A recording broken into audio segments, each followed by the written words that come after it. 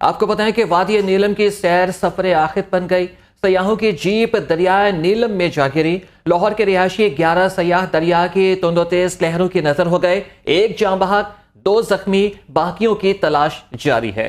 हादसे का शिकार इचरा का एक ही खानदान के 8 रिश्तेदार और उनके 3 दोस्त शामिल। लवाहिकीन गम से निढाल। हादसा जीप का एक्सल टूटने के बायस पेश आया। आपको अपडेट कर रहे हैं। वादी नीलम की सैर सफर आखिरत बन गई।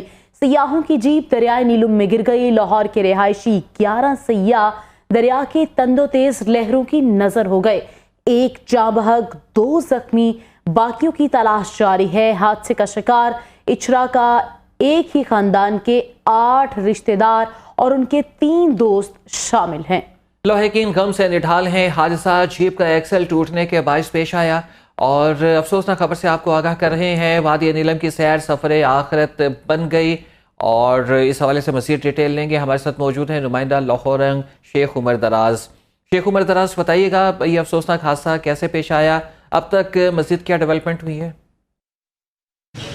आज बिल्कुल गुज़श्ता रात एक अफसोसनाक वाक़या जो है वो पेश आया। वादी नीलम के इलाके फलावी के मुकाम पर एक जीप जो है जिसका एक्सल टूट गया वो दरिया नीलम में गिरी, जिसमें 14 अफराद जो थे वो सवार थे जो कि दरिया नीलम में डूब गए। इनमें से 11 अफराद जो हैं वो इचरा से उनका ताल्लुक़ था।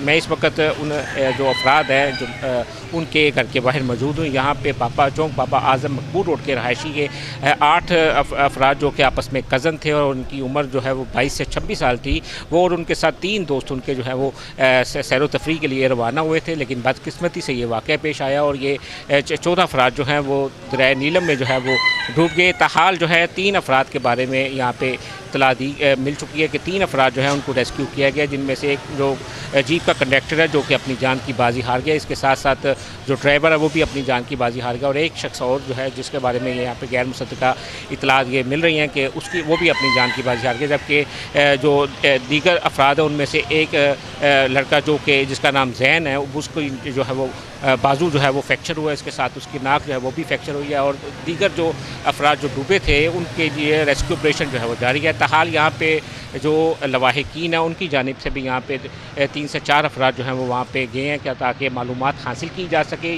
जबकि यहाँ पे जो लवाहिकीन है उनके अजीज़ों क़रीब उनके साथ इज़हार यकजहती के लिए यहाँ पे पहुँच रहे हैं, अफसोस के लिए पहुँच रहे हैं। ताहाल जो है ऑपरेशन जारी है।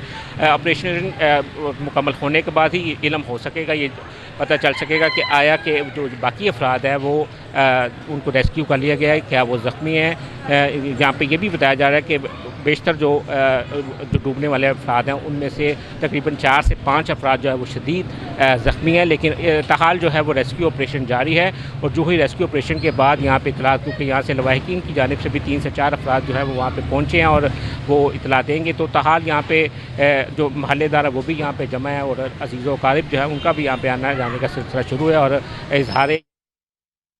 बहुत शुक्रिया आपका शेख उमर दराज।